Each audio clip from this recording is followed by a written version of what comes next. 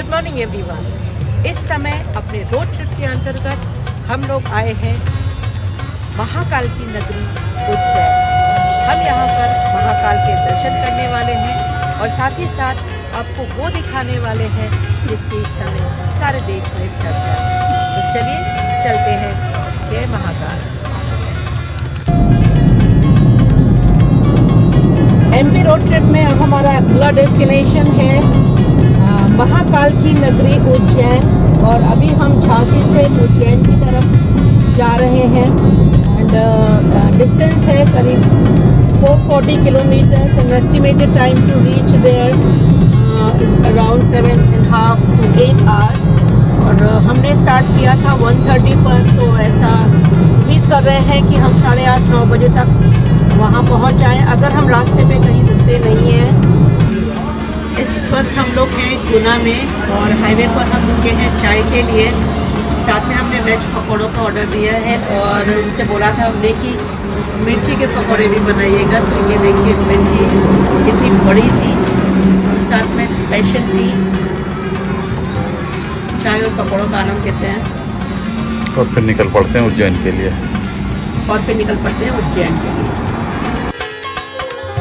आप यहाँ पर देश के किसी भी कोने से आसानी से पहुँच सकते हैं। अगर आप ट्रेन से आते हैं तो यहाँ पर उज्जैन सिटी जंक्शन या विक्रम नगर रेलवे स्टेशन पहुँचकर आप वहाँ से लोकल बस या टैक्सी लेकर के इजीली मंदिर तक पहुँच सकते हैं।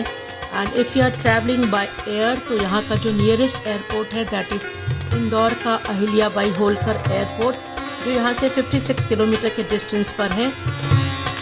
मंदिर के आसपास ठहरने के लिए बहुत सारी धर्मशालाएं और होटल्स हैं। हर बजट के यहाँ पे आपको होटल्स मिल जाएंगे, तो अपनी बजट को देखते हुए आप यहाँ पर रुक सकते हैं और उसके बाद महाकाल के दर्शन कर सकते हैं।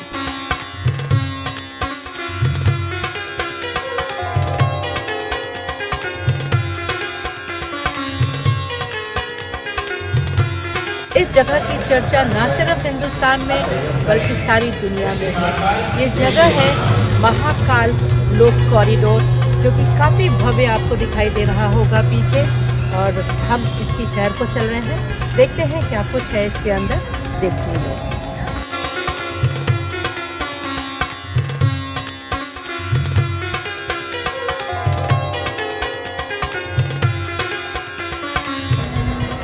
इस महालोक कॉरिडोर का इनॉग्रेशन हमारे माननीय प्रधानमंत्री नरेंद्र मोदी जी द्वारा 11 अक्टूबर 2022 को किया गया है। और ये जो पूरा एरिया आप देख रहे हैं ये 47 एकड़ लैंड पर फैला हुआ है। मतलब पहले इस जगह का जो साइज़ था दैट वाज 2.47 और समथिंग, जो कि अब बढ़कर हो चुका है 47 एकड़ लैंड।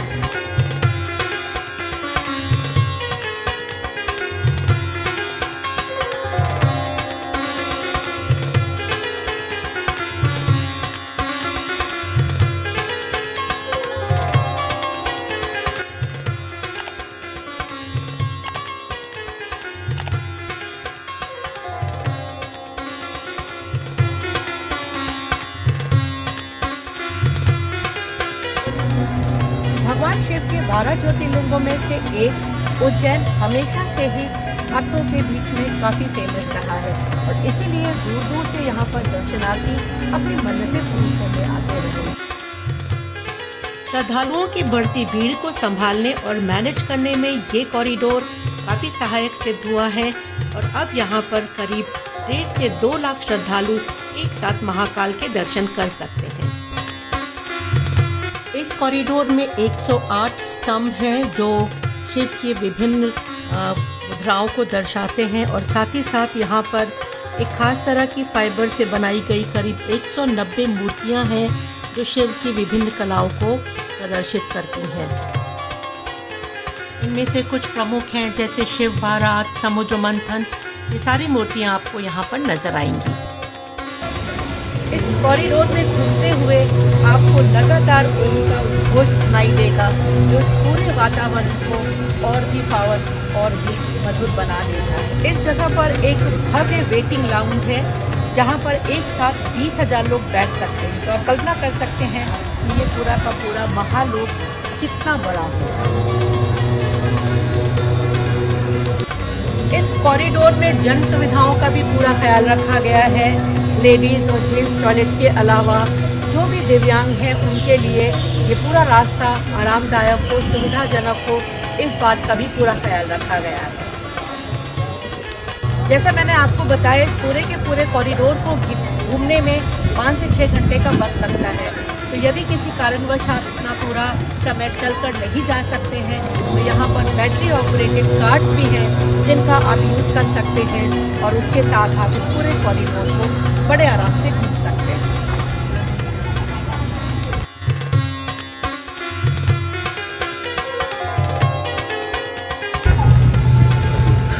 और जैसा कि मैंने आपको बताया कि यहाँ पर बैटरी ऑपरेटेड कार्स भी हैं जिनमें बैठकर आप पूरे के पूरे कॉरिडोर को देख सकते हैं। Very convenient ride. और इस वक्त हम ऐसे ही एक कार में बैठे हैं।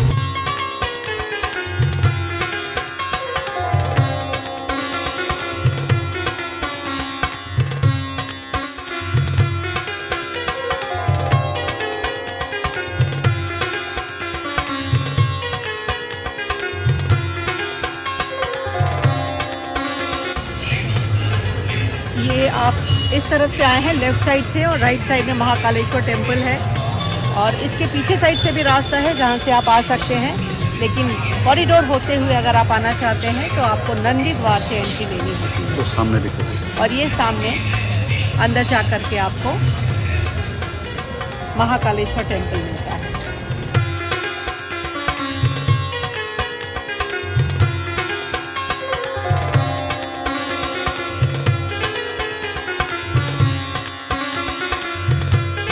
उज्जैन महाकाल कॉरिडोर को आप रात में भी अवश्य देखें क्योंकि रात में इसकी सुंदरता अद्भुत होती है। और जैसा कि आप देख रहे हैं, इसका उद्घाटन नरेंद्र मोदी जी के हाथों संपन्न हुआ था और ये जब आप रात में देखेंगे तब आपको इसकी खूबसूरती का असली एहसास होगा। ये सामने आर्टिफिशियली क्रिएटेड लेक है, क्षीर सागर लेक, और इसमें इस कॉरिडोर का जो प्रतिबिंब है बहुत ही अद्भुत है, बहुत खूबसूरत नज़र आता है यहाँ से। और साथ ही साथ यहाँ पर जितनी भी प्रतिमाएं मैंने आपको सुबह दिखाई थी उनकी छटा रात में भी देखते ही बनती है। तो रात में आप ज़रूर इसको विज़िट करें।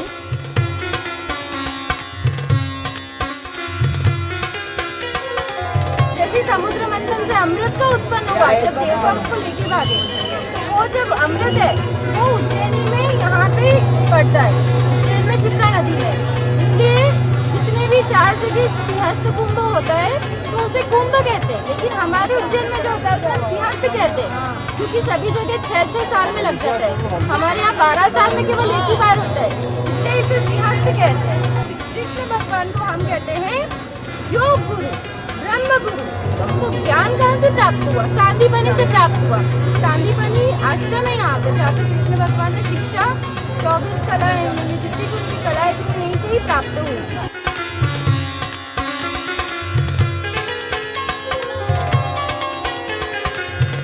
आज सुबह सुबह हमने महाकालेश्वर मंदिर में दर्शन किए। हालांकि अंदर फोटोग्राफी और वीडियोग्राफी तो अलाउड नहीं है, इसलिए हम आपको अंदर तो नहीं दिखा पाए, लेकिन बाहर से वो सामने आपको मंदिर नज़र आ रहा है। मंदिर में दर्शन के बाद भी डिसाइडेड कि यहाँ पे कुछ और ऐसे फेमस जगह हैं जो हम देखना चाहते थे। उसके लिए हमने एक ऑटो हायर कर लिया और उसी के साथ हम बाकी की जगह देखने गए, जैसे संदीपन आश्रम, भट्टरी केव्स, मंगल धाम। ये सारी की जगह जो है वो मंदिर के आसपास ही हैं, तो वो हमने देखा। सबसे पहले हम देखने गए संदीपनी आश्रम, जो कि ऋषि या महर्षि संदीपनी का आश्रम है और इसी जगह पर श्री कृष्ण, बलराम और उनके मित्र सुदामा ने महर्षि संदीपनी से वेदों और शास्त्रों का ज्ञान लिया था। आश्रम का वो मुख्य स्थान जहाँ कभी गुरु संदीपनी बैठा करते थे, आज वहाँ मंदिर के रूप में बना हुआ है। उस कमरे के अंदर गुरु शिष्य परंपरा को अलग अलग तरह से मूर्ति रूप में दर्शाया गया है और इन्हीं मूर्तियों में से एक गुरु संदीपन की प्रतिमा प्रतीकात्मक रूप से उनकी चरण पादुकाएं भी दर्शाई गई हैं। इस जगह पर एक नंदी की प्रतिमा है जो खड़ी हुई अवस्था में बनी हुई है।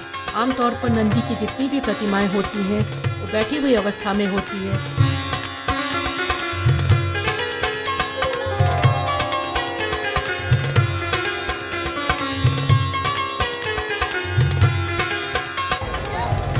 वक्त हम हैं मंगलधाम मंदिर में और ये वो जगह है जहाँ पर मंगल ग्रह का जन्म हुआ था और ऐसा कहते हैं कि जो पृथ्वी की नाभि है उस जगह पर इसका जन्म हुआ था। मीन्स जैसे the centre of the earth, इस जगह से कर्क रेखा भी गुजरती है और ये स्थान काफ़ी महत्वपूर्ण है। इसकी मान्यता बहुत ज़्यादा है। जिन लोगों की राशि में मंगल दोष होता है वो यहाँ पर आते हैं और खास पूजा अर्चना यहाँ पर करवाते हैं। और अभी हमारे गाइड ने हमें बताया कि ऐश्वर्या राय ने भी अपने मंगल दोष के निवारण के लिए इसी जगह पर पूजा करवाई थी।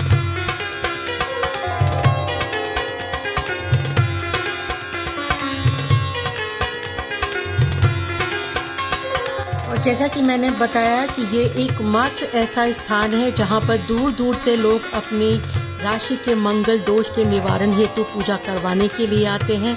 ये सामने वही स्थान आपको नज़र आ रहा है जहाँ पर मंगल दोष के निवारण हेतु पूजा की जाती है। Now we are going to Bhairavnath temple और ऐसा मानते हैं कि अगर उज्जैन महाकाल आपने दर्शन किए हैं और भैरव के दर्शन नहीं किए तो आपकी यात्रा पूरी नहीं होती। एक और ख़ास बात, ये दुनिया में एकमात्र ऐसा मंदिर है जहाँ पर शराब प्रसाद के रूप में चढ़ाई जाती है और मंदिर के पास ही आपको शराब की इस तरह की कई दुकानें नज़र आएंगी जहाँ से आप शराब ले सकते हैं, खरीद सकते हैं और बाद में उसे चढ़ाया जाता है। तो काफ़ी लंबी लाइन थी और टाइम काफ़ी लगा इस जगह पर, क्योंकि सभी मान्यतानुसार महाकाल के दर्शन के बाद यहाँ पर दर्शन करने ज़रूर आते हैं।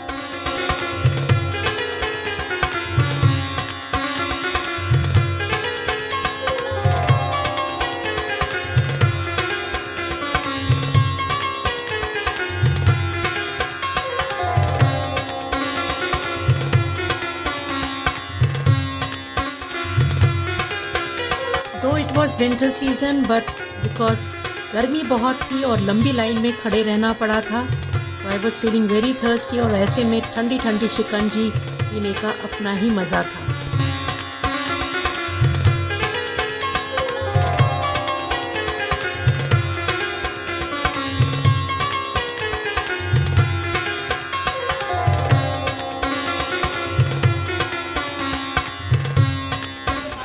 इस वक्त हम हैं भरतरी गुफा के सामने गुफा का मुख्य द्वार आपको दिखाई दे रहा है। यहाँ पर बहुत छोटी छोटी गुफाएं हैं।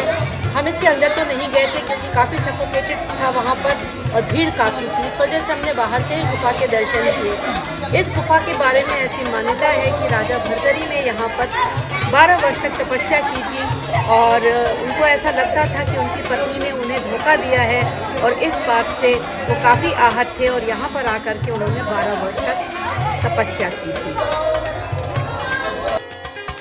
इस जगह पर एक गौशाला भी है जहाँ पर आप गायों को चारा खिला सकते हैं। उसके लिए आपको चारा खरीदना पड़ता है और after that you can feed these cows.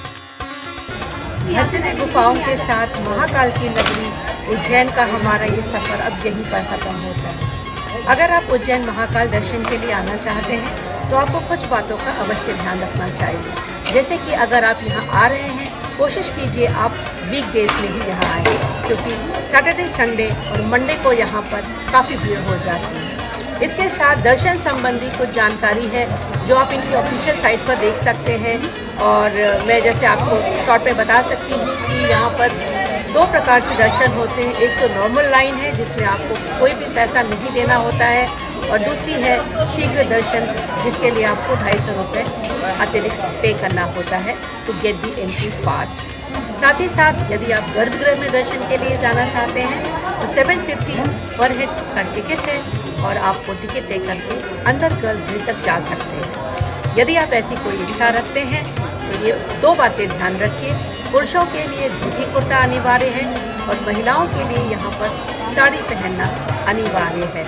अगर आप किसी कारणवश आप नहीं लाते हैं धोती कुर्ता या साड़ी तो यहाँ पर बहुत सारी ऐसी शॉप्स हैं जहाँ से आप इनको खरीद सकते हैं, लेकिन बिना इनके आप अंदर प्रवेश बिल्कुल नहीं पा सकते।